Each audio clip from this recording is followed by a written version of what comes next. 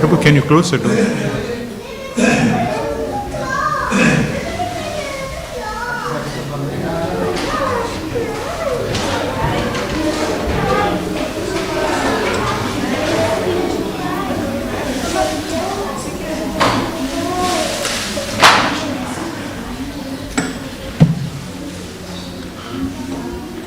Close the door.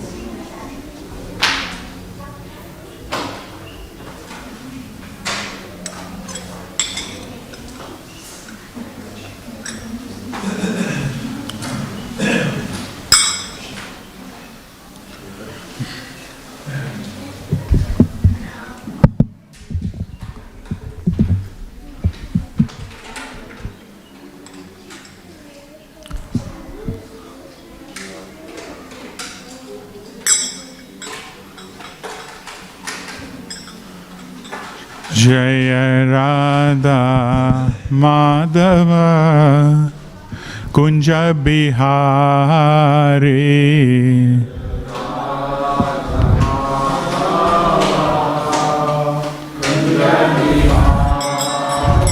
Jaya Radha Madhava Kunja Bihari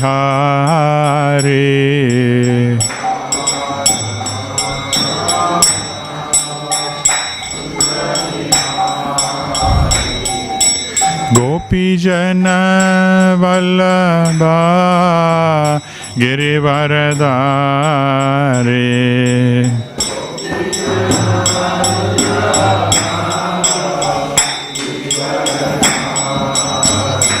Jaya Gopi Jana Vallabha Girivaradhari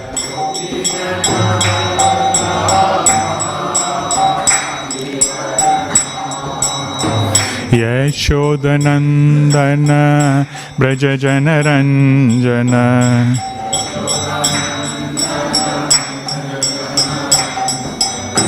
Yashodanandana Brajajana Ranjana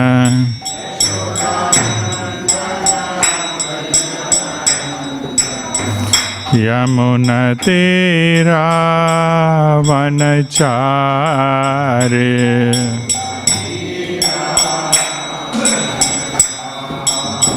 Yamuna Tira Vanachari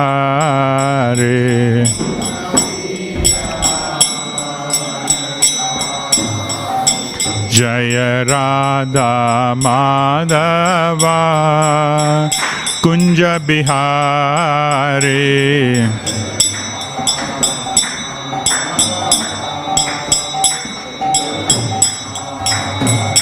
Jaya Radha Madhava Kunja Bihari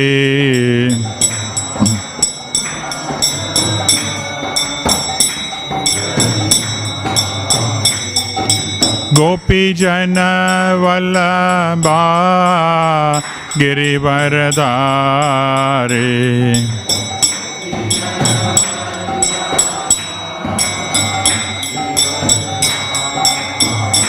Jaya Gopi Jana Vallabha Girivaradhari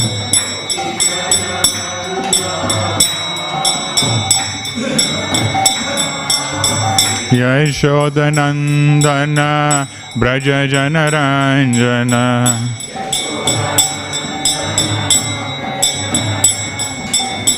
Yashodanandana Brajajana Ranjana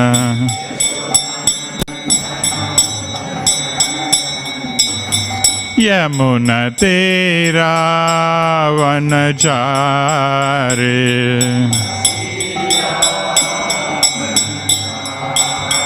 Yamuna Tira Vanachari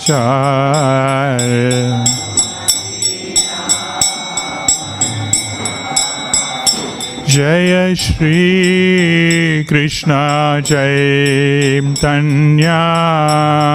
Prabhu Nityananda Shri Advaita Gadadhar Shivasadi Gaura Bhakta Vrinda Jaya Krishna.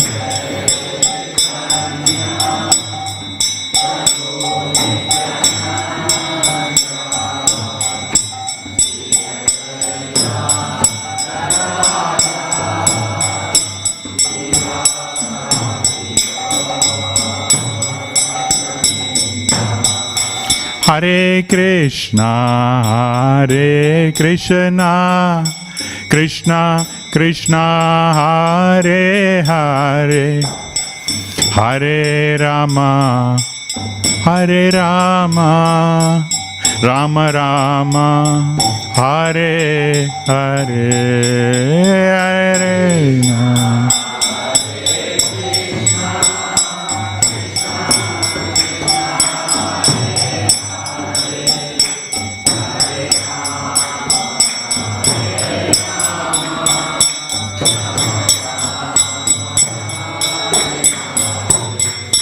Hare Krishna, Hare Krishna, Krishna Krishna, Hare Hare, Hare Rama, Hare Rama, Rama Rama, Hare Hare.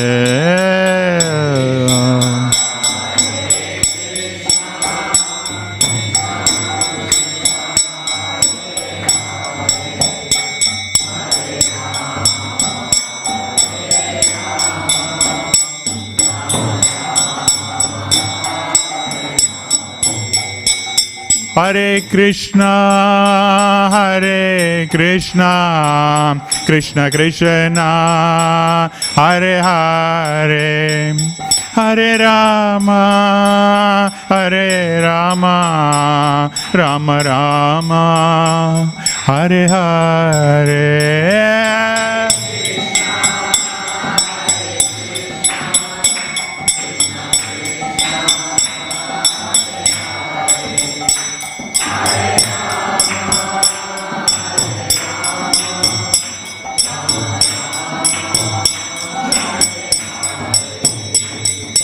Hare Krishna, Krishna Krishna, Hare Hare, Hare Rama, Rama Rama, Hare Hare.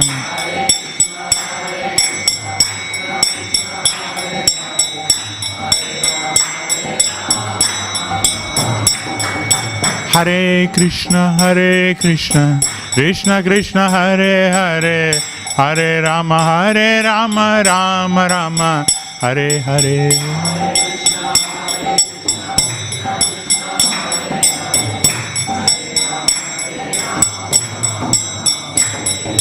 Hare Krishna, Krishna Krishna, Hare Hare, Hare Rama, Rama Rama, Hare Hare.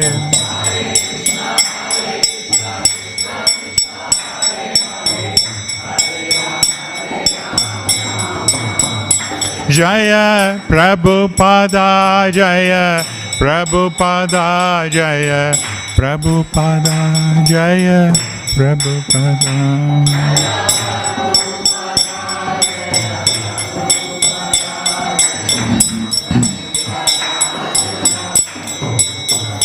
Jaya Bhaktivedanta Swami Prabhupada, Bhaktivedanta Swami Prabhupada.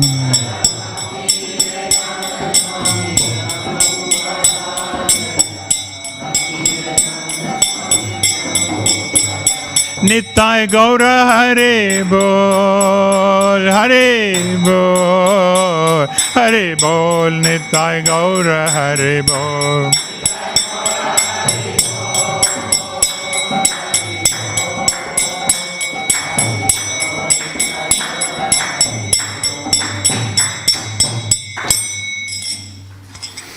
Gaura Premanandi, Jaya Om Vishnupadaya Paramahamsa Parivarakacharya Astotara Abhaya Charanaravinda Bhaktivedanta Swami Srila Prabhupada ki Jai. ISKCON Founder-Acharya Jagat Guru Srila Prabhupada ki Jai. Shri Shri Jagannatha Baladev Subhadra Maharani ki Jai. Shri Shri Gaura Nitai ki Jai. Shri Shri Shri Radha Vallabha Bhagavani ki Jai. Narasingha Bhagavani ki Jai. All glories to the assembled devotees. All glories to the assembled devotees. All glories to all glories to the assembled devotees, all glories to Sri Sri Guru and Gauranga.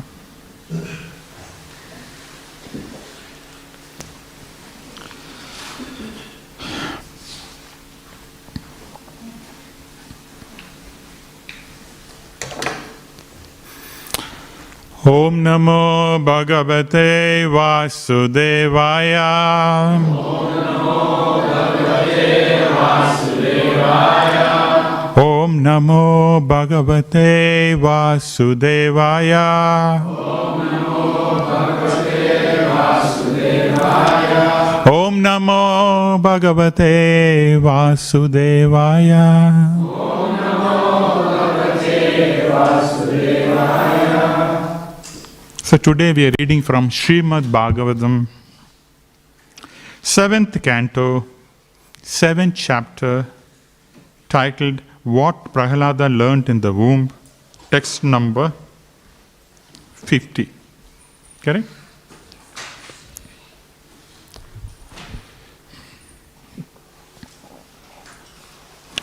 Devo suro manishyo vya Devo suro manishyo va Yaksho Gandharva eva va Yaksho Gandharva eva va Bhajan Mukunta Charanam Bhajan Mukunta Charanam Swastiman Swadyata Vayam Swastiman Swadyata Vayam Devo Suro Manishyo Va Devo Suro Manishyo Va Yaksho Gandharva eva va Yaksho Gandharva eva va Bhajan Mukunta Charanam Bhajan Mukunta Charanam Swastiman Swadyata Vayam Swastiman Swadyata Vayam Devo Suro Manishyo Sva Devo Suro Manishyo Va Yaksho Gandharva eva va Bhajan Mukunda Charanam Bhajan Mukunda Charanam Swastiman Swadyata Vayam Devo Suro Manishyo Va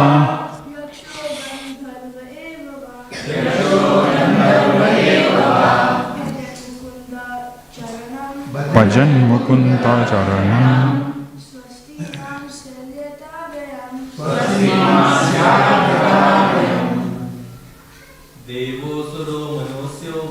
Devo Suro Manishyo Va Yaksho Gandharva eva va Bhajan Mukunda Charanam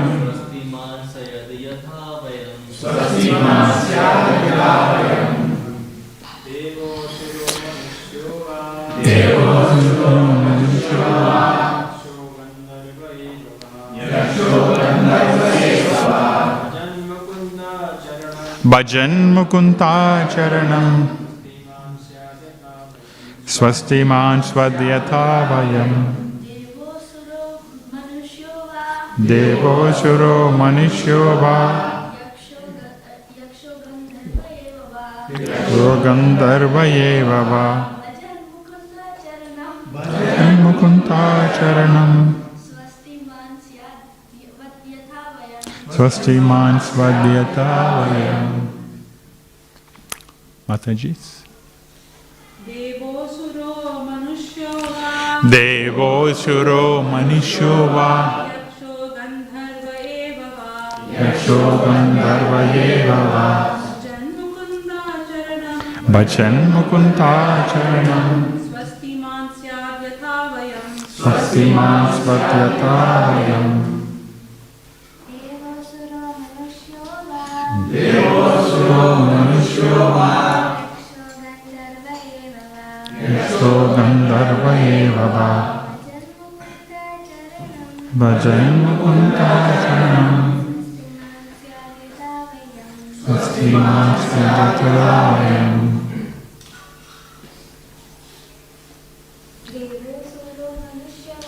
Devo shuro manishyo va. Yaksho gandharva eva va. Bhajan Mukunda charanam. Swasti man svadyata vayam. Word to word meaning Deva, a demigod, Asura, a demon, Manusha, a human being, Va, or Yaksha, a member of the demonic species, Gandharva, a Gandharva, Eva, indeed, Va, or Bhajan, rendering service, Mukunda Charanam, to the lotus feet of Mukunda, Lord Krishna, who can give liberation. Swastiman, full of all auspiciousness. Swat becomes Yata, just as Vayam, we, Prahlad Maharaj. Translation and purport by His Divine Grace, Srila Prabhupada. Translation: if a demigod, demon, human being, yaksha, gandharva, or anyone within this universe renders service to the lotus feet of Mukunda, who can deliver liberation, is actually situated in the most auspicious condition of life, exactly like us. Within brackets, the Mahajans headed by Prahlada Maharaj. We'll repeat the translation responsively. If a demigod, demon, human being, yaksha, gandharva, or anyone within this universe renders service to the lotus feet of Mukunda, who can deliver liberation, is actually situated in the most auspicious condition of life, exactly like us. The Mahajans headed by Prahlada Maharaja. Purport, short and a sweet one for you today. So it's only 5 lines. So let us be attentive, correct? 5 lines, it's not 50 lines. Prahlada Maharaja, by his living example, requested his friends to engage in devotional service.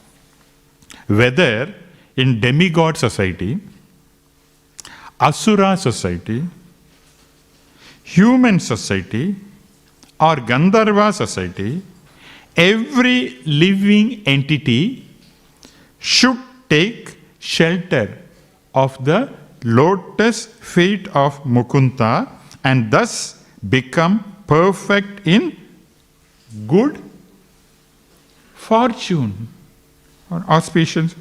Srila Prabhupada is saying good fortune. Okay.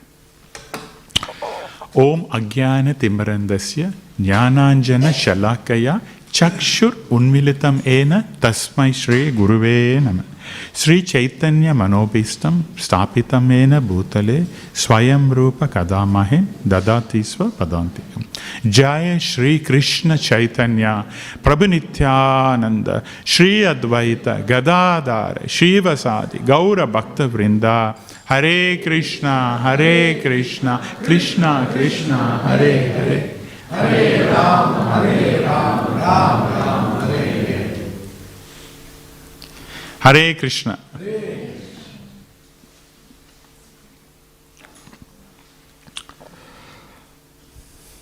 I prepared the class yesterday. I was busy, but I prepared. But as I was preparing, I was a bit tired, so I did not save it. And today morning, I thought, let me take a printout. And I went to I could not see the file. Where is my document? I don't know, it's gone. So probably, on the floor like Raja, I have to talk. Although I prepared a little bit. Let me see, yeah? Sorry? Extempore. Without the question. Okay. Anyway, I don't know the technical terms, Prabhu. I'm a layman, yeah? Okay, Hare Krishna, Prabhu. Close the mic. Hare Krishna. Now, I think we have a mic problem. Who's in charge of this mic, Prabhu? Last time, yeah? Anyway, that's another thing. Last time, a couple of weeks back when I gave the class, towards the end, I was talking about a storyline about ignorance in bliss. I was talking about a storyline. And then what happened? Those who were here, they were able to listen. But those who were listening online, including Mahatma Prabhu, could not hear the final part of the storyline. Ignorance in bliss. Because I was talking, the climax part, when I was speaking, the mic went off. Bhakta mic stopped. Not cooperating. And therefore, after that, I did not realize, after the class, I'm getting a lot of calls. Prabhu, what is the climax? What happened? I said, did I not? No, at that point, the mic failed. And we could not know. We did not know. So many calls, including Mahatma Prabhu. When I was going into the altar evening 6 o'clock, I was rushing. Mahatma Prabhu, can you please tell me what is a climax? I said, Prabhu, not now. I'm going into the altar. I will talk to you. And then totally I forgot. And somehow Mahatma Prabhu knew that I'm giving class and he's here. Some of you devotees called me. I said, don't worry. It's a climax. It will be told, in a couple of weeks' time. Like that. So, we are opening out the climax today. Yeah, for online listeners who have missed out this. So I was talking about the story of Jack and the old lady. Yeah, how Jack every day was getting almond from this old lady. Yeah, the old lady used to give Jack, who was playing in the background, in the playground, some almonds. She will call, the old lady will call Jack and give the almonds. Roasted almonds, yes. And Jack was eating nicely. Not bad. Who will not like almonds, So he was taking every day. Then one day Jack was realizing, why is this lady all the time giving roasted almonds? Why not pistachio? Why not cashews? All the time he is giving. So let me find out, because he is a very smart fellow like us. Yeah? Smart boys, yeah? Every day if I give you almond, you'll be thinking, what's wrong with this guy? So he went up to the lady and asked, why are you every day giving me almonds? What's the reason behind that? For that, the lady was speaking the climax, She said, I am an old lady. I don't have teeth. So what I do, I buy the Cadbury's with roasted almonds. I eat the Cadbury's and the roasted almonds, I'll keep it for you. Then Jack said, my goodness, I have been taking the leftovers of you all the time. If we eat the leftovers of Krishna Mahaprasad, we will go back. But if I eat your leftover, what will happen to me? So he was regretting, my goodness, I should not do this. And so he went back. And the next day also, the lady called, Jack, I've got some almonds. He said, no, I don't want, disgusting. And then she tried to call some of his friends. Oh, you come. And Jack warned all his friends, don't go to that lady. She's giving you eaten, roasted almonds, so do not go to her. So the point being, last week's, we concluded by saying that as long as we do not know, we enjoy. Ignorance is bliss. But once you have the knowledge that you are a spirit soul, we are part and parcel of Krishna, then that enjoyment gradually grows. It will not go all of a sudden, but gradually it goes. So this is so important, As long as we do not know who we are, we may enjoy in ignorance. But once we get clarity, once we get knowledge that we are spirit, soul and part of Krishna, we have got nothing to do with this body, then we will be happy. We will not go back. That's a moral, okay? So we're finishing off with last week. Okay? Clear, Prabhu? Okay. Now, we will move to this week. Okay? This week, Srila Prabhupada in the purport, or in the translation, talks about demigod, demon, human being, yaksha, gandharva, or anyone in the universe has to render service to him, has to render service to the lotus feet of Mugunta. Yeah? And if you do that, one will have a good fortune, or all auspiciousness one will develop. We have different kinds of people in this world. Yeah? Different kind of people. Now, all these people have got different ideas on good fortune or auspiciousness. For example, in this world, it is comprising of 3 modes of material nature. People in the mode of ignorance, what do? What is a good fortune? Drinking, smoking, worshipping the ghost, black magic, all this. People in the mode of ignorance. People in the mode of passion, what will they do? Money, that means they worship another human being, like minister, politicians, just to get some money. In the mode of passion. And mode of goodness, they worship the demigods to get some favors, to satisfy the material desires. They go to the demigods. So there are different people in this material world within the 3 modes. As long as we are in the 3 modes, we are bound by the laws of material nature, and we cannot progress, we cannot get liberation. Because the 3 modes of material nature will be binding the soul. The moment you act on the 3 modes, it binds a living entity. And it doesn't give liberation. What is liberation technically? Liberation is releasing the soul. We are spirit soul. We are trapped in this body. As long as we act on the body, there is no liberation. If we act on the body, one more body. If you act on the soul, no more bodies. That's a subtle phenomenon. But this 3 modes is comprising of, this material world is comprising of the 3 modes. Yeah? And as long as we act within the 3 modes, there is no liberation. It will bind you. Either in the mode of ignorance, passion, or goodness. So therefore, one should go beyond the 3 modes for liberation. Very important point. As long as we are inside the 3 modes, fluctuating, we will not get liberation. We may get a better birth the next life, okay? A better living. But liberation we will not get. Yeah? So we have to go beyond that. And for that, what one should do? If we want to free ourselves, it's very difficult to free from the three modes on our own effort. It's not at all possible.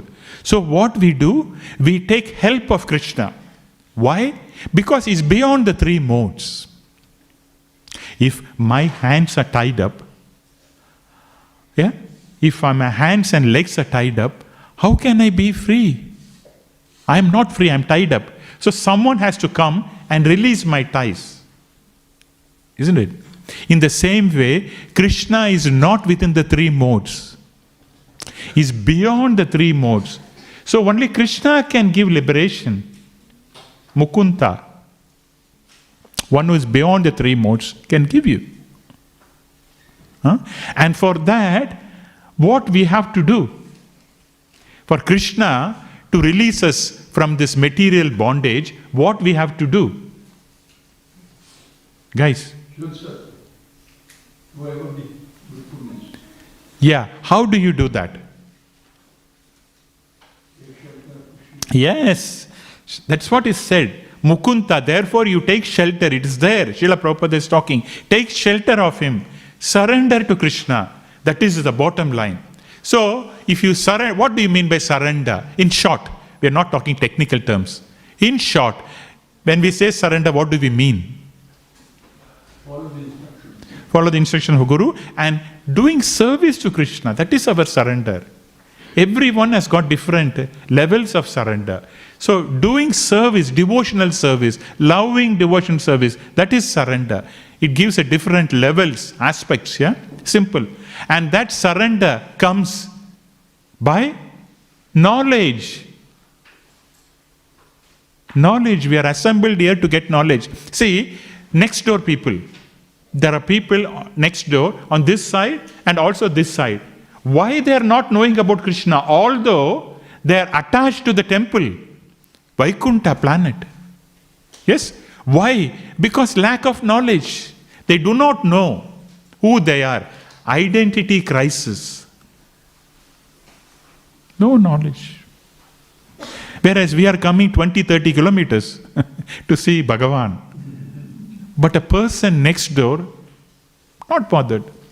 Lack of knowledge. So this spiritual knowledge, the knowledge of Krishna, Janma Karma Chame Divyam, very important. To understand the Janma and Karma, the activities, the birth and the activities of Lord Krishna, is that spiritual knowledge. That is knowledge. And that only can give liberation. And therefore, Prahlad Maharaj is saying here, surrender to Mukunda, Krishna. And then you will get good fortune, all auspiciousness. If you do not surrender to Krishna, you will get what? Inauspiciousness or bad fortune. Okay? Another body. Now, what is good fortune? What is bad fortune? In the material world, good fortune, bad fortune, everything is bad fortune. Yeah? Okay. We'll have a small story. What is? To discuss that, okay? What's a good fortune, bad fortune? Once, many of you may know, once there was a guru and he had some very nice two foolish devotees. Yeah? So, two devotees who are nice people but foolish. Okay? So the guru said, yes, today we are packing up Melbourne, we are going to Geelong for preaching. Yeah? Let us go. But what they found was, unfortunately, the car was broken down. They called the RACV. The RACV said, no, 1 day turnaround time. We cannot come, only tomorrow. But they've already scheduled for preaching.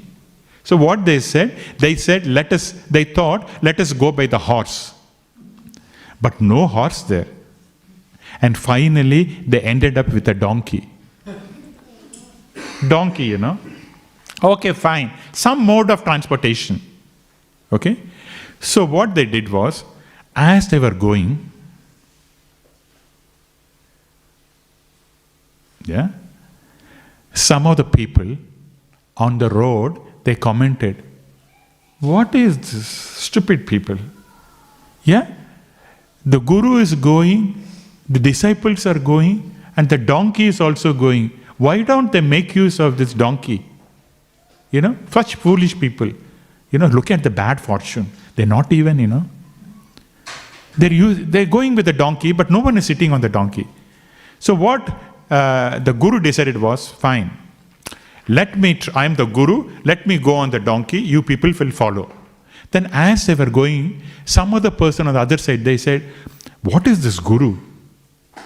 He does not have any mercy on his disciples. He is going nicely on the donkey. He is allowing his disciples to walk on either side. That is not correct, no? At least for some time he should give a chance. Then the guru thought, maybe. So what he thought is, he came out of the donkey and he told his disciples, both of you go on top of it and we will walk. As they were going, they were saying, is it the way to treat a donkey? 2 people in one donkey, and the donkey is suffering? This is not at all good. Then the guru thought, okay, not good also. So he said, all of us, let us walk. Will not put. But because we have got a donkey, we'll put all our things on the top of the donkey, at the back of the donkey. We'll put all our belongings, and then we will go. Then the guru said, I will follow, before, and then you follow behind. Let the donkey come, and after that, the disciples, you follow them. Yeah? You listen to the story? Are you listening? Okay. You're listening, correct?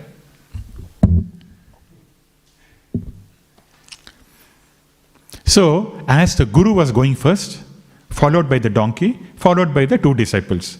As they were going, what happened? Some of the guru's things fell on the floor. And they were going. Then the guru turned back and saw, hey, this is my danda and this is my turban and that is some vessels are there. Why you don't pick up? Then the guru, they said, you did not tell us to pick up. Because they are foolish people, Only if you tell, I'll pick up. Then the guru said, fine, whatever falls from the donkey, you have to pick it up. Okay? That is the order. Then the guru was going further. After some time, the donkey was passing stool, urine. So they collected with the donkey's urine, with the guru's utensil, and with the donkey's stool, they collected in the guru's turban. Then the guru was walking, he was saying, what is the smell coming out? They said, Guru, you told me that whatever falls from the donkey, he should collect it. So we have collected the urine and stool and kept it for you. He said, what kind of people are there? Then the guru thought, listen, I am going to give you a list. This is a list you should pick up. This is a list you should not pick up. He went into the laptop and immediately made 2 lists and gave it to the disciples. Okay? You on the right hand side, don't pick up. You on this side, pick up. Okay? Yes, they said. They were going. As they were going through the hilly portion, the guru became tired. He said, why, I want some rest or I'll be on the top of the donkey and go. So when the guru was on the top of the donkey and going to the hilly, the guru fell down. Both of the people referred and they left the guru. They said he is not on the list. So this material thoughts, ideas, they're relative. One person will say this is good, another person say this is bad. So it is highly flexible and it's highly, temporary. We cannot base on that. So therefore, our thoughts, realization, action should be based on Guru, Sadhu, Shastra. Yes? It should be based on that. Guru, but not the foolish guru or something. It should be really a bona fide spiritual master coming from the disciplic succession. We have to follow that. Guru, Sadhu, Shastra. Then, yes, no problem. All auspiciousness. There is no good fortune or bad fortune. Everything auspiciousness. Okay. Now, when we talk about the all auspiciousness, in Nectar of Devotion, Rupa Goswami explains in the first chapter of Nectar of Devotion. What is the chapter? The characteristics of pure devotional service. Characteristics. In that, there are 6 items mentioned. 6 characteristics. Out of that, we just touch upon the 2 first points. That is, Kleshagni and Subhada. This is apt for us because Rupa Goswami says the first 2 qualities is applicable for a practicing devotee or a sadhana bhakta. Those who are practicing devotional service, the first 2 items, what is that?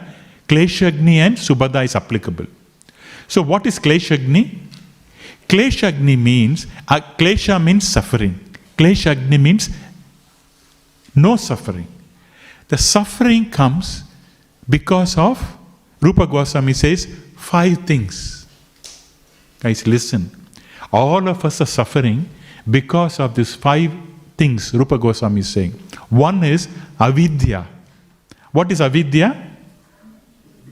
Ignorance. What is that ignorance?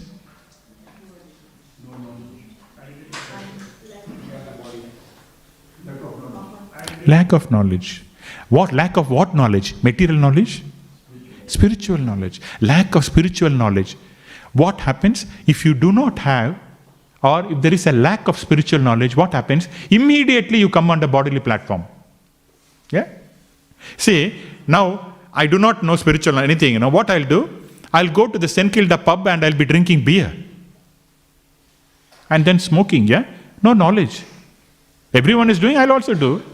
So, avidya is lack of knowledge, lack of spiritual knowledge. If you do not have spiritual knowledge, immediately a person comes on the bodily platform. I am this body, I have to enjoy. Okay? So, what happens? As Rupa Goswami says in steps, avidya leads to bijam. What is bijam? Material desires. He says seed. Of course, it's a seed. Seed of sinful activity. What is that comes? Because of material desire. How the material desire comes? Lack of knowledge. So avidya, if you do not have knowledge that you are spirit soul, what happens? Immediately you come on the bodily platform. When you are on the bodily platform, your material desire increases. Bijam.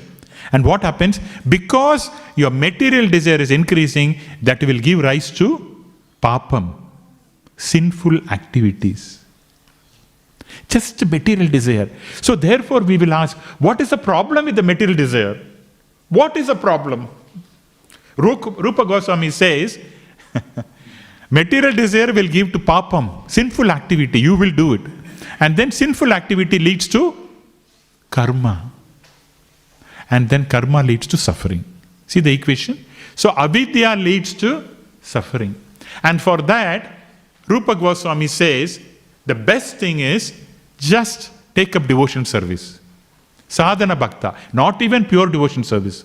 If you take up devotion service, then Kleshagni goes. Okay? That's the first aspect. For all of us, if you take up devotion service, the suffering gradually goes. Because as the devotional service increases, the suffering decreases. Yeah? That's the equation. Like a seesaw. When the suffering decreases, auspiciousness increases. See? This is the equation. Now, the second point, what Rupa Goswami is saying is Subhada, all auspiciousness. Now, for that, Rupa Goswami says 4 factors. All auspiciousness means, according to us, we will think like this, like the guru and the disciple. Good fortune, bad fortune. What is right, what is wrong? We do not know. So Rupa Goswami says, all auspiciousness, Subhada means the first thing is devotional service, it attracts, it benefits everyone. First point. The moment we take devotion service, it will benefit us. What is the benefit? Everything is a benefit. From the cycle of birth and death, everything, our klesha, our problems, our mental problem, physical problem, all gradually will stop. That is it. What's the point I said, first point? No. In Subhada, what's the first point I said? It benefits everyone. Remember this, benefits. Devotion service benefits everyone. Whoever takes devotion service, they will benefit. And the second one is, it attracts everyone. Look at Prahlad Maharaj. Here Prahlad Maharaj is speaking to his friends who are only 5 years old. And is attracting everyone. And everyone is listening to him. Yeah? Benefits everyone, attracts everyone. And the third one is, you develop all good auspicious characteristics, qualities. Prahlad Maharaj. See, all good qualities will come. And the fourth one is,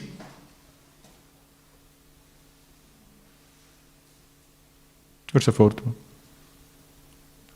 Trying to remember. Benefits, attracts, it gives superior happiness.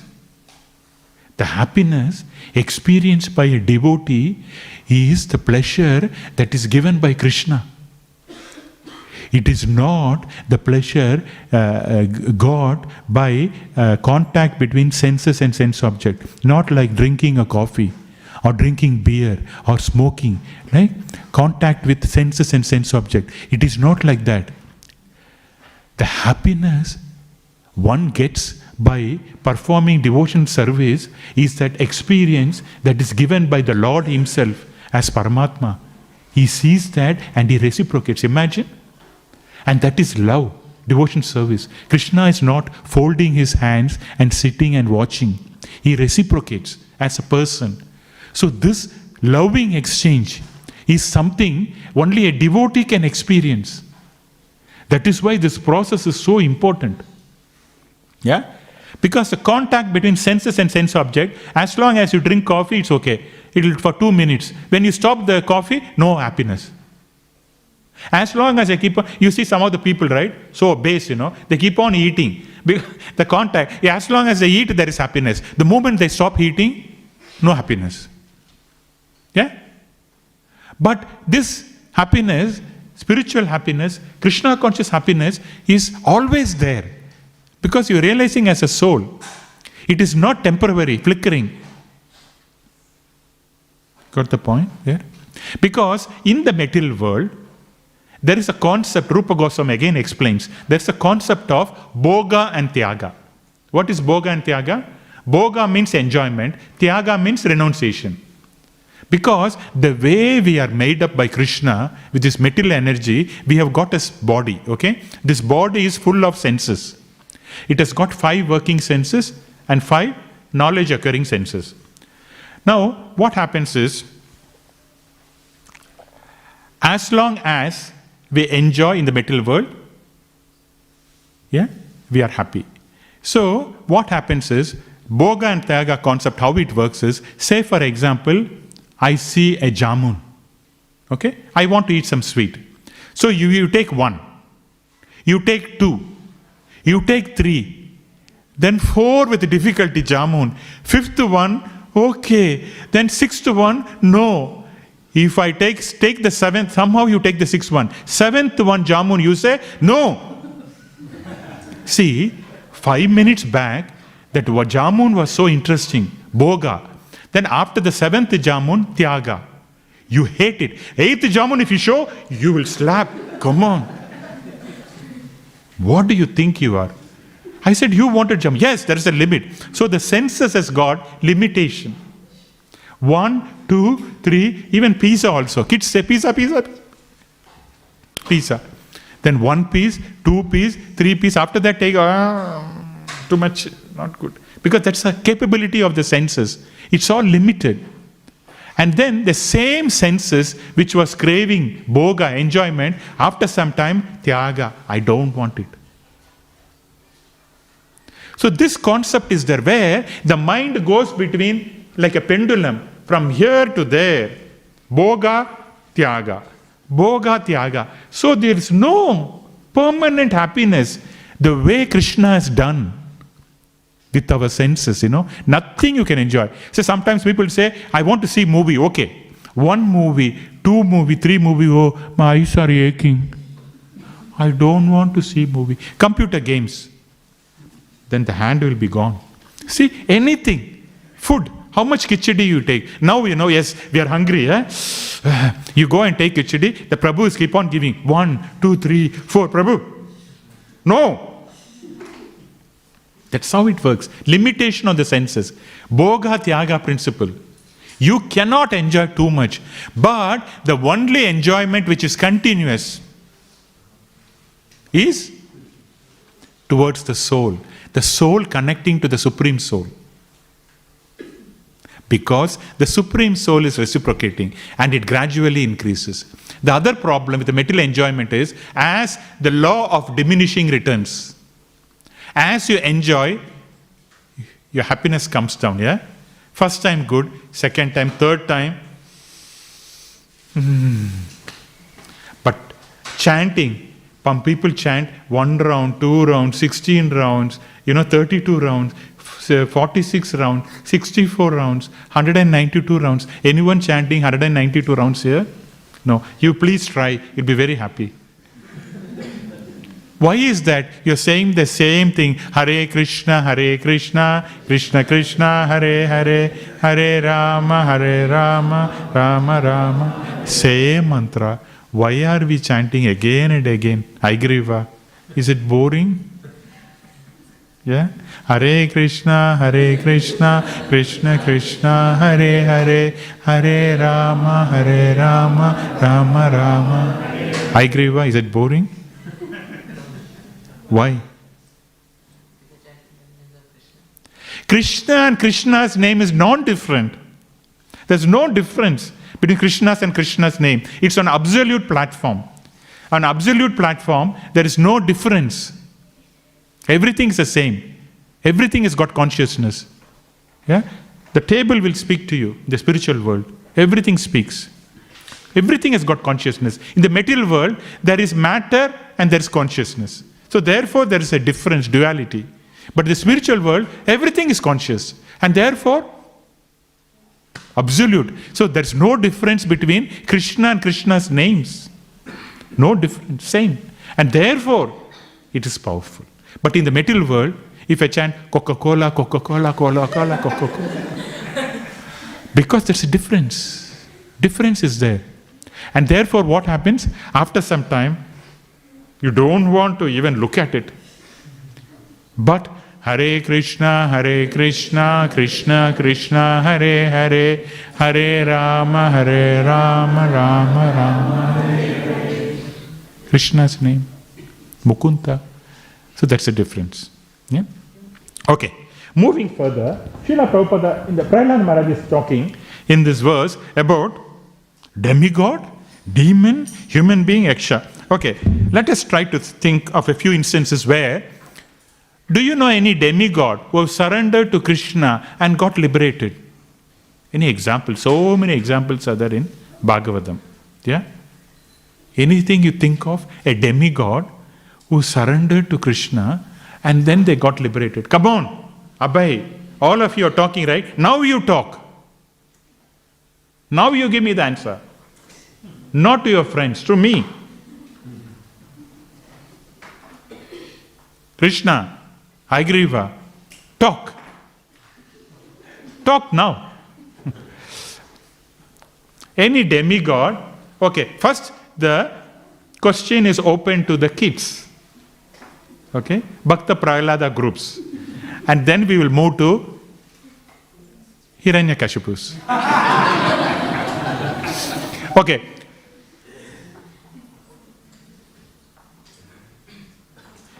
One lifeline is given.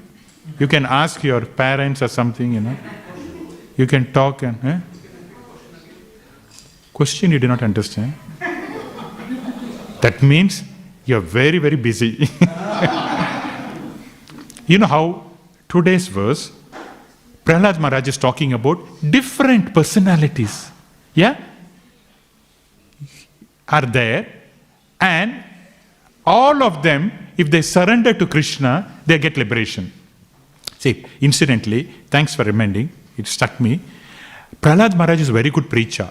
He did not tell his friends, come on guys, all of us must chant today. He did not say, see, very effective preaching. He said, all the people, demigods, devatas, yakshas, human being, all of them, they will benefit. So you also benefit. Indirectly. So it's very clever, intelligent devotee, pure devotee, Prahlad Maharaj, okay? Every action is very sharp. So he did not tell his friends, come on, stop this nonsense and come on, let's chant. No, everyone will benefit. So let us also benefit. Come on, let's listen to Krishna Katha like that. Okay, Krishna. So the question is, demigods, yakshas, human beings and all that, all of them, they surrender to Krishna and they get liberation. There are so many instances in Śrīmad Bhāgavatam where a demigod has surrendered to Krishna and got liberation. Do you think of any example? Yes, very good. What is that? How did they get liberation? So, with the blessing of Narada Muni, they got the voice of Krishna. Yeah. Yes. All of you listening? Please listen. Yeah. Hey, any mic is there? Bhakta mic? Please. Give it to. Yes. So that everyone here also. Short, we don't want to expand the story. Short. By the blessings of Narada Muni, they got life as a tree in the courtyard of Nanda Maharaj. Then Krishna liberated them. How did Krishna liberate them? They are demigods. When they got the demigod body, they went back to their father's abode, Kuvera. How did they get liberated? What did Krishna tell him?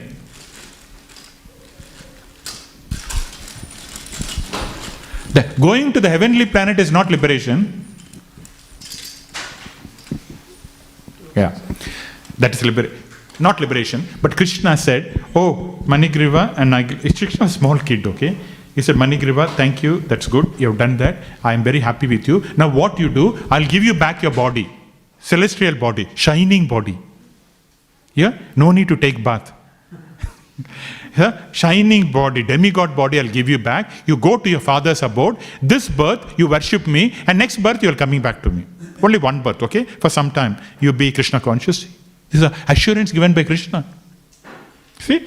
So that's correct. So they went back to Godhead, liberated, demigod. And then, what's the next one? Demon. Vritrasura, good.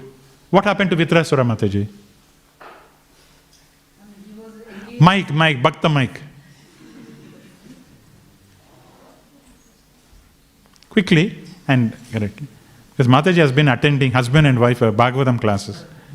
Yes, Mataji. He was engaged in a war with what you call Indra. With Indra, correct. And he was killed by the Vajra which was given here. And then, because he's a pure devotee of the Lord, he was thinking all the time, although he was externally on a demon body, like me, yeah, but Vritrasura internally always Krishna conscious. And therefore, it took 1 year for it took 1 year for Indra to cut the neck of Vritrasura. Imagine, full-time job. 1 year full-time job to cut the throat. And then he was tolerant. And then because he knew I'm going back. Okay, that is good, Vritrasura. And then, human being. So many stories in Bhagavatam. Okay, anyone? Any human being surrendered and went back to Krishna? Human, but he's devotee. We're talking about a general category. Yeah, that's okay. You can say he was in the mode of passion. Okay, good. But they come on the little bit higher category. Although it apparently looks that Dhruva Maharaj is praying, but they're all on the level. Yeah, but so in one sense you can say any other person who was not a devotee before, who's Brihari, there are so many here. And then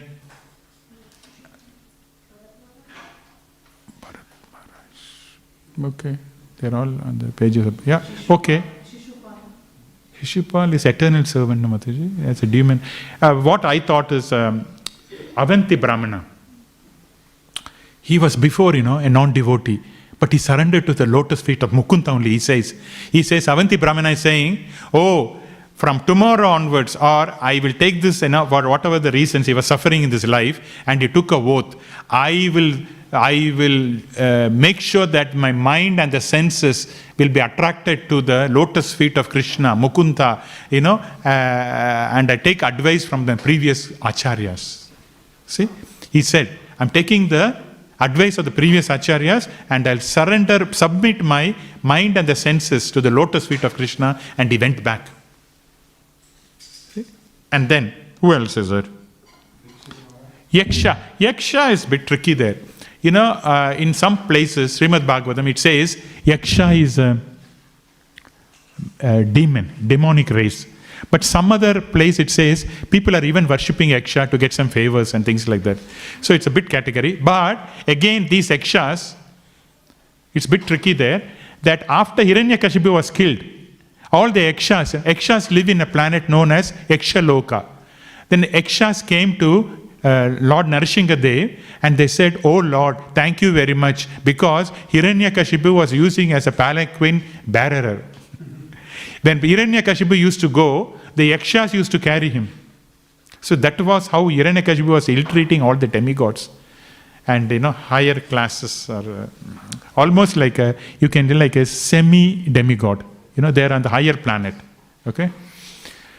That is Yakshas, but not much detail is given about Yakshas going back to Godhead, but could be there. Okay? But I can't think of it. But this is one thing I think where the Yakshas came to came to Narsinga Bhagavan, and they prayed to Narsinga Bhagavan and said, thank you very much, because Hiranyakashipu was using us as a servants, and you have given us, kind of free from our sufferings. Okay, and the next one is Gandharva. Yes, he was a Gandharva in the previous birth, and then he was also liberated. And Arda Muni is, eternally liberated soul. So like that, we see the examples. So Prahlad Maharaj is giving like this. So whoever worships onto the lotus feet of Mukunda, they will get liberation.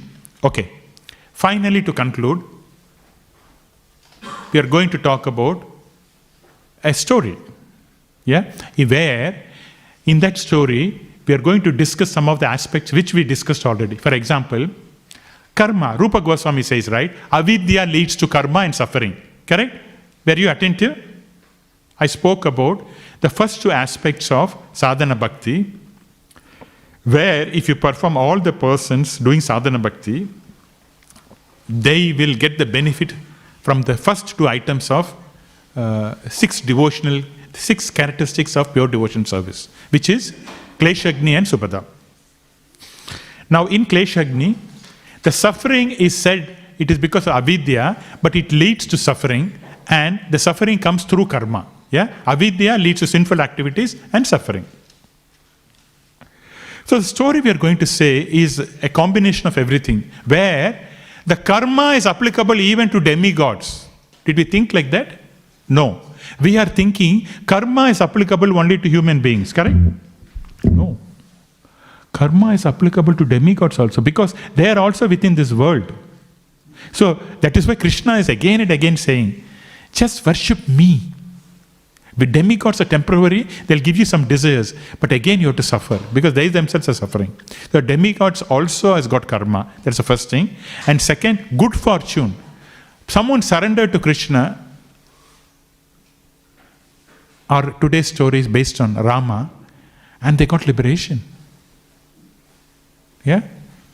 So, the story we are going to talk quickly is the story of Agalya and Gautama Muni.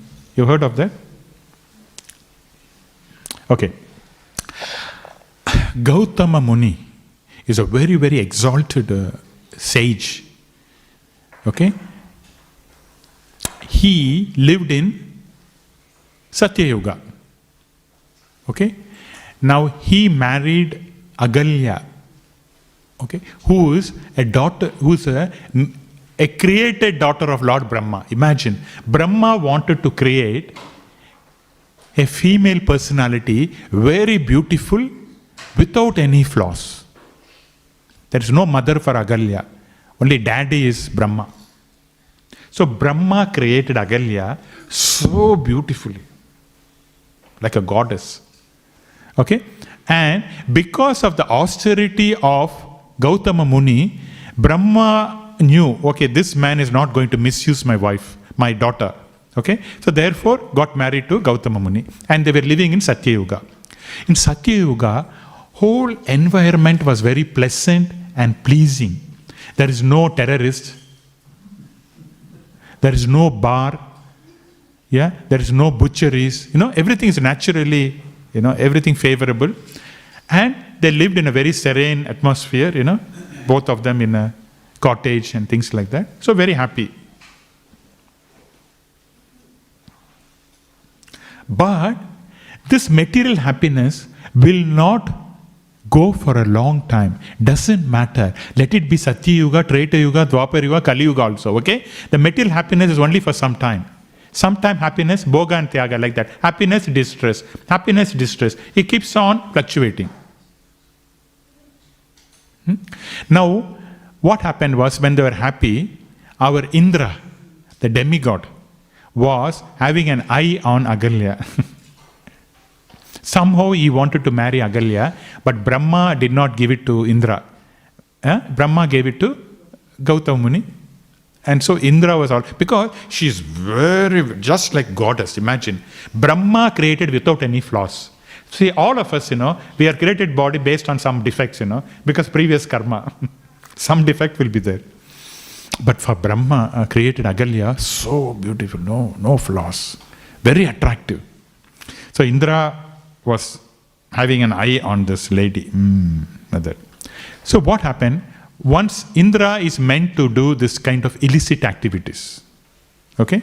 And he gets away also, for whatever the reasons. Okay? Now, once Indra was planning, okay, let me try to go into Gautama Muni's ashram, and I have some illicit affair with Agalya.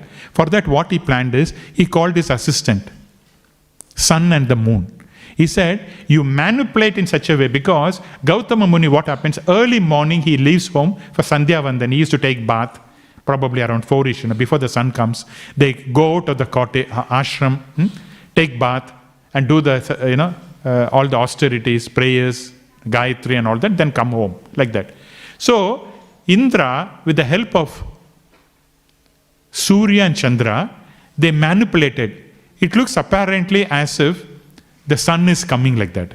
So he told Surya, even at the morning, 2:30, 3 o'clock, you come earlier and come as if, the day is started. So, and then he told Chandra, after some time, Chandra, you come back again as a night. Please follow my order. They said, yes, sir. So at that day, one particular day, when the sun came a little bit earlier than the usual time, it was almost like, dawn. Then our Gautama Muni, he said, okay, I'll go out for do the austerity. At that time, Indra disguised as Gautama and entered into Agalya palace, just to have some illicit affair with her. That's a chance. Now, it is said, there are many versions, of Ramayana, but most of the versions, they say that Agalya is not an ordinary person. Okay? She is a divine character, because the daughter of Brahma. She knew it was Indra. But what she thought is pride. That I am so beautiful. Fine, Indra, the demigod, is attracted to me. Like she said, fine, Indra is attracted, and therefore I will please him. Like that. Okay? She's also done a mistake. But some of the literature, they say, oh, Agalya is so pure, she has not done mistake. But she is also responsible. That's what some of the literature say. So, Indra came, they had an affair, and at that time Indra was leaving. Gautama Muni, the original Gautama Muni, came and saw that. He said, what is going on? A lady of your caliber, and Indra, you are a demigod. And you are doing like this. So what he did, he cursed. See? A demigod was cursed. You know what he cursed? Indra, you are always time and again you are doing like that. So therefore, he cursed so that his genital will fall off. Imagine, that's a curse. Indra god, demigod. Imagine that. It's a big curse, isn't it, for Indra? And then for Agalya, because you are, although a lady, you acted very, irresponsibility, and therefore you should become like a stone. You don't need that intelligence for you to act. You don't differentiate between a husband and another man. And therefore you become a stone. And she became a stone. From Satya Yuga to Treta Yuga, almost millions of years, she has to, although she has a mind and all that, she was compressed into a stone body. Imagine the suffering, It's not easy. And all the wind and cold and all the dust, everything will fall. But she has got the consciousness. But the mind, is there in the stone. But the consciousness, she cannot do anything. It's dull. So she has to suffer. And then, when Lord Rama came, Lord Rama just touched. That's it. And Agalya came back. Because during that time, it is said that she asked Gautam Muni, what is the atonement for me? I've done a sin. Okay, what is atonement? He said, you suffer and Lord Ramachandra will come and liberate you. So during that time, she was constantly meditating on Rama, and she had a darshan of Rama, and Rama liberated her. Now, what we learn is here, karma is also for the demigods. Yeah? The demigods are not free. Karma is also for the demigods. We see that Indra is suffering. And then, with Agalya, we see that she was meditating. She had difficulty. She had a problem. She was cursed. But what is the solution? She surrendered to Rama, and therefore she was liberated. In line with what Prahlad Maharaj is saying. So, surrender is the only process for us. If we surrender, then we'll be liberated. If we do not surrender, not liberated. Because what happens is, in the material world, as long as we continue in the material world, false ego will be there. Okay, again note this point. As long as we continue the material world, false ego will continue. False ego will give rise to pride. Pride will give rise to conflict. This is the equation. Yeah? I have a false ego, and because of that I'll get pride. That I am a man, I am an engineer, whatever it may be. And because of the pride, I will have conflict with others. And the conflict will lead to suffering.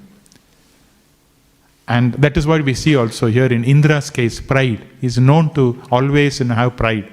So the pride is a problem. So for which there is a downfall. So one should not have pride, which will lead to suffering because of false ego.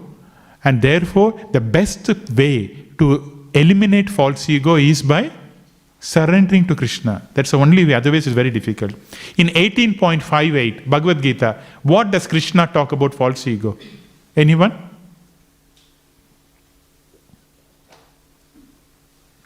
Machitta sarva durgani, ma prasada tarisyasi, ahachitvat ahankaran nasoshyati vinankashi. Krishna is saying, after telling Bhagavad Gita, all the yogas, Krishna is explaining about different yoga systems in Bhagavad Gita. Karma yoga, Jnana yoga, Ashtanga yoga, Bhakti yoga. After giving all that, Krishna is saying, Arjuna, if you follow my instructions, you will be free from all obstacles. If you listen to my instruction. However, if you act on the false ego, you will be lost. So the false ego is very dangerous. The first component that is produced in the material world is false ego. Because false ego combines with everything. Yeah, so that's very, very important. Okay? Alright. So we stop here. I'll stop here. And hopefully today there is no break. Bhakta mic is okay. Yeah? It's not having problems. Yeah? Okay. So if you got any questions, comments, anything, we will see. Yes, Prabhu? Oh, mic, please.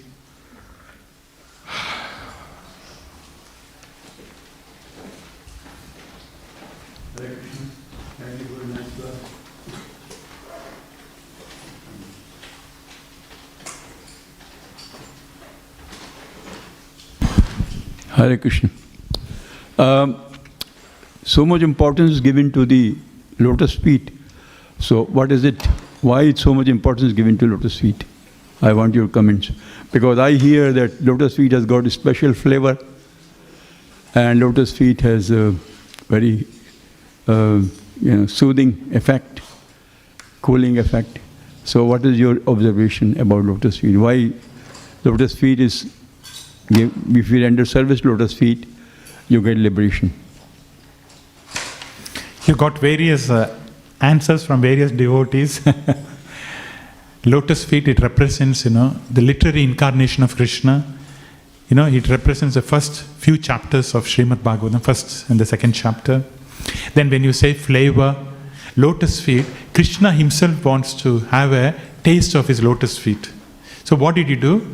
In the 11th canto, it says that Krishna is sucking his own toe, yeah? To see the taste. And the taste when we talk in devotional service is not the taste like eating a pizza or a jamun. It's a mellow. Rupa Goswami is talking about mellow, rasa. Yeah? Rasa, taste. So when you worship Krishna's lotus feet, you get a taste that is not a contact between senses and sense object. Yeah? It's a taste, mellow. It's a relationship. And that is, Rupa Goswami says, there are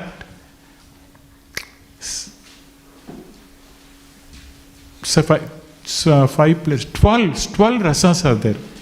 The 5 are primary and the 7 are secondary. Swarupa Lakshana and Tataksha Lakshana. The 5 important rasas, right? One can have with Krishna is, one can be neutral, and the other one is servitude, Daksha, and then Sakya, friendship, then parental and Madhurya, in conjugal relationship. 5 kinds of relationship. That is primary. And there is also secondary relationship like anger, ghastliness, fear is also there in the spiritual world. For example, the primary rasa is all the 5. The secondary is all this fear and anger and all that. So one may think, I can't understand what it means, primary and secondary. That means the rasa in terms of worshipping the lotus feet is that, see, Mother Yashoda is primarily in the Vatsalya, correct? What kind of rasa is Mother Yashoda is tasting with Krishna? Vatsalya, parental relationship. Now, when she sees, Mother Yashoda, when she sees Krishna attacked by the Kaliya, although she is a mother, there is a fear in her. Oh, what will happen to Krishna? See? Whether Krishna will survive or what will happen to him? That fear will come on her. So that is secondary rasa. Fear is there. Like that. So when some of the demons, when they look at Agasura or something, some of the Gopas, the relationship is friendly, friendship relationship. But when they see Krishna among Agasura or something, they will also have a fear or a kind of anger. Oh, what is this? We want to kill the demon and things like that. So that is secondary rasa. Like that, one gets a rasa, Prabhu, by serving the lotus feet. This you can get only by serving the Lord's lotus feet. So you get rasa, a taste. And that taste is a one, like when you like some taste in the material world, you stick on. So this taste will allow you to stick on. Yeah, because of the rasa. Okay, Prabhu? And there are so many aspects, so many devotees have said. And also, it's as a surrendering process you see from the feet onwards, you don't look at the person, you don't look like that, surrendering process from the feet and all that. Yeah? Okay, anything else? Yeah. Nimai Prabhu. Nimai Prabhu questions a bit tough because he's a professor in Monash University, but although I will have to digest first and then answer, I'll try my best. Okay. Hare Krishna. 2 points I want to mention. One is that Jiva Goswami and Rupa Goswami, they are highly scholarly people. Came from very aristocratic family and they hold very good position in Bengal government office, and they renounced everything and came to the lotus feet of Sri Chaitanya Mahaprabhu. Now you mentioned that the Rupa Goswami mentioned something about knowledge, right? That you mentioned, there in knowledge or something you mentioned? The 6 characteristics of pure devotion service. Yeah. In the first chapter of Nectar of Devotion, written by Rupa Goswami. So, what did you mention there? You mentioned the first something. one is Kleshagni and Subhada. Yeah. So, my question is that they are very highly enlightened people. For them, maybe that path is easy, but for common people who are just in the beginning stage, what will be their position? How they will get this kind of stage? Prabhu, they are eternal associate of the Lord.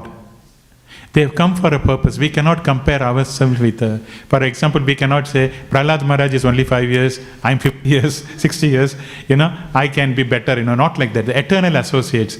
The form in the material world is for the pastimes. In the material world, everything is a form, Form, we are looking at the form, we are attracted. That form is immaterial, the material world. It is the internal we have to look. What is inside? Bhakti. Internal path, external path, Internally, they are always eternal associates.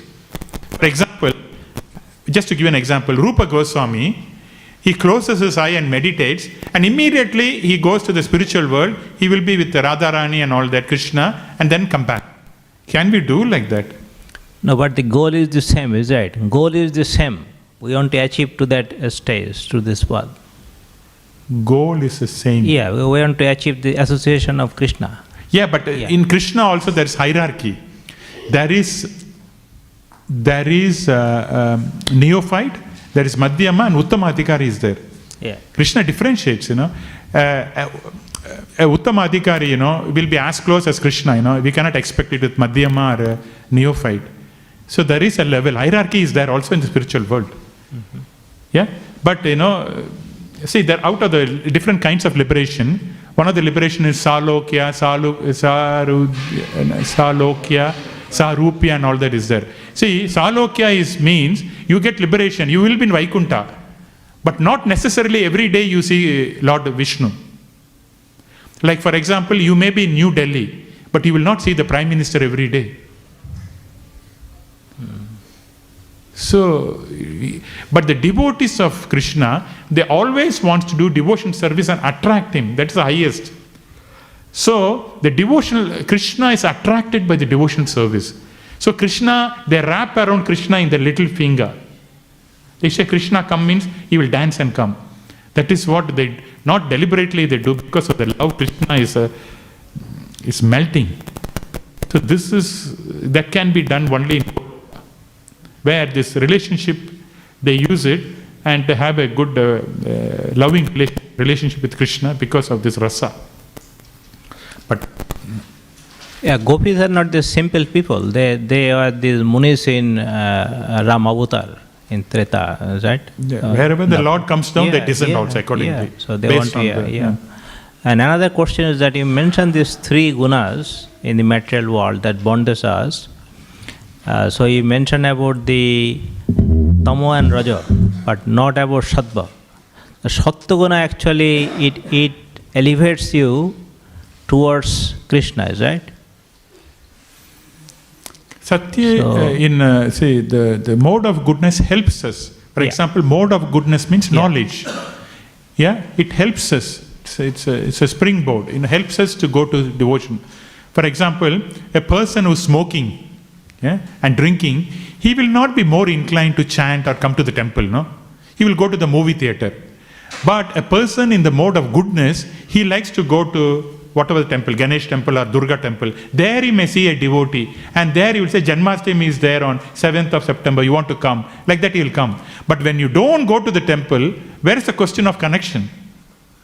See, devotees are very rare. That is why mode of ignorance and passion, they don't even go to the temple. Let them go to some temple where they meet devotees and come here. But you know what I mean? So that is why mode of goodness is good, because already the senses are controlled and it's very easy to take up the process. And when we say, come on, chant, they say, how many rounds? But with the mode of ignorance, when you say chant, can't, they'll say. So it's good. Mode of goodness means knowledge and happiness. Already they are happy. They're not suffering. So easy to take up Krishna consciousness. Like all of you guys. So then what is the missing element in Sattva? Sattva, the missing element is, they know they are the spirit soul, but the connection to Krishna is missing. Missing point. There is a bulb, but it is not connected to the electricity. So the bulb doesn't burn. It is isolated. It is a standalone computer, not connected to web. What is the use? So a tiny spirit soul has to connect to the Supreme Soul Krishna so that he can enjoy in an unlimited way. A tiny spirit soul can enjoy in a tiny insignificant way. But the tiny spirit soul, if he is connected to the Supreme Soul, he can enjoy in an unlimited way. That is Krishna consciousness. It is up to us to connect or to not to connect. If you want the maximum enjoyment, you can enjoy like Krishna. Otherwise, suffering only. Yeah? We can enjoy in a tiny, insignificant way.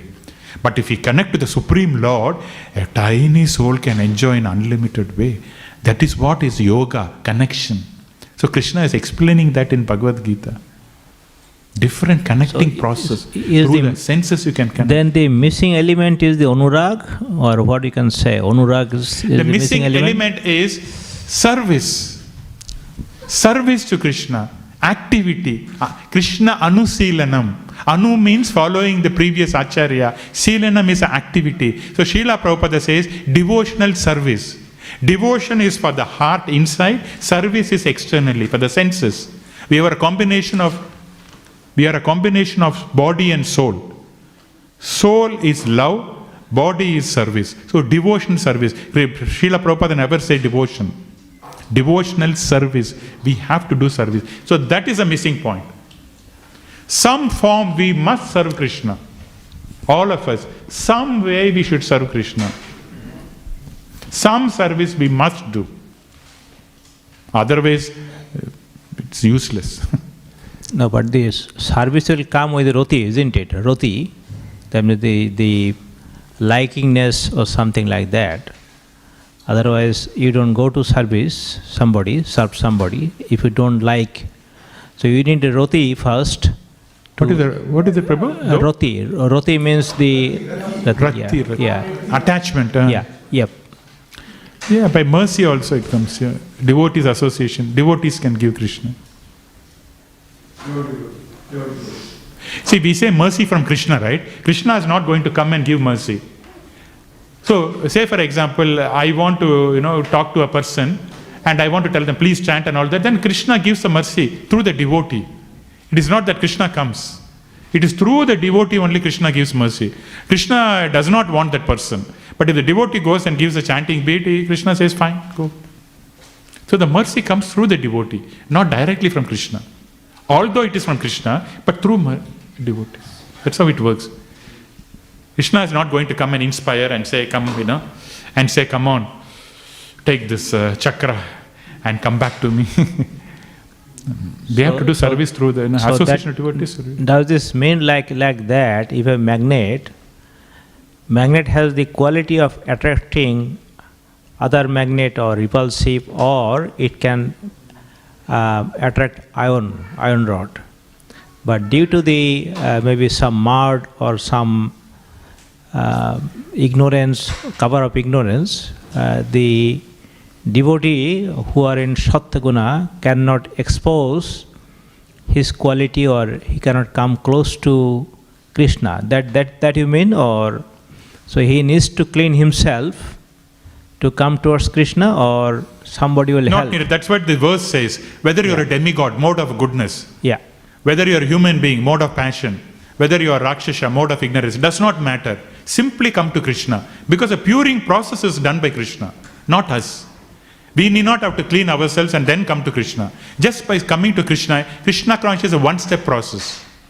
Yeah? Other step process like yoga, like karma yoga and jnana yoga, you have to clean yourself and then Realize you are a soul and then take the process. In Krishna consciousness, you can go dirty and Krishna will clean for you. It's a purifying process. Lord cleans it for you. So it does not matter whether you are a smoker, alcohol, drug addict, any addict. Just come and chant, all will go. This is our process. Yeah? So you need the association. How do you start that process? So who is drunk or who is smoke or He will somebody? come gradually. First he will hear and slowly, Okay. gradually he will hear, That is, he will go, but he should have a little bit of faith. Some faith should be there. 0.0001 faith. Then Krishna will take care of the rest. That faith, Shraddha is our process. Our process is not sense control and then come to Krishna. Our process, do you have a faith? Do you have some faith? 1% faith. Then that's it. Take this chanting bead. Have you got a faith to hold the chanting bead? Then Krishna will do the rest. Can you come to Śrīmad Bhāgavatam once? Can you look at the beautiful face of Radha Vallabha once? That's enough. Our job is done. Yeah? Okay, thank you. The purifying process. Okay. I agree. Yes. Bhakta mic. Hare Krishna, thank you for the wonderful class. My question was, you said in Sopada the devotional service attracts everyone, but sometimes the devotees, when they leave Krishna consciousness, so then how do we understand that? Because it's said that it attracts everyone and benefits everyone. They can go now. Krishna will drag them and come later. It's a matter of time. Just a few days, few hours, or few years, gradually, wherever you go, he will drag, oh, you've forgotten me, come on. And if they don't come, on slap. But normally he doesn't give, but sometimes slap also. So better not to leave Krishna. Why do you have to go and get the slap and come back and again surrender to Krishna? Better surrender to Krishna and become more, So, but once, that's it. Maybe if they're too bad, not this life, but next birth Krishna will take care. But some, they cannot escape. Yeah? We are either prisoners in the material world or prisoners in the spiritual world. we are always, we are either under the control of material energy or spiritual energy because we are so tiny. We don't have the power to be separate. We are always controlled because we are tiny. Yeah? Okay, we'll stop here. Thank you very much. Hare Krishna. Śrīmad Bhāgavatam ki jai. Srila Prabhupada ki jai.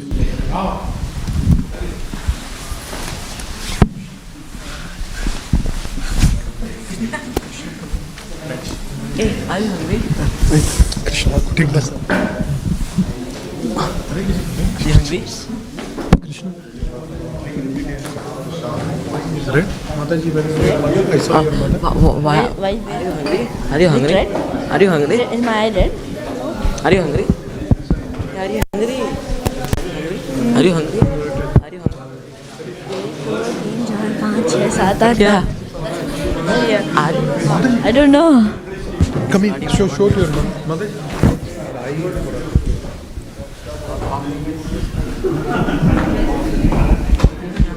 तू भी कर लेना हमारे साथ। मैं बहने आज भी कर ले। पकड़ में फ्री दिखता हूँ तुम्हारे तरह मैं तुम्हारे तरह फ्री बर्ड नहीं उड़ते रहते हैं।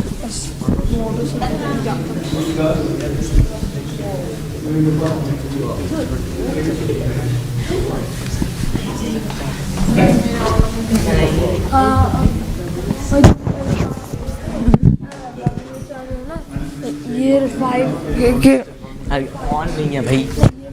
मेरे बाल यहाँ तक थे।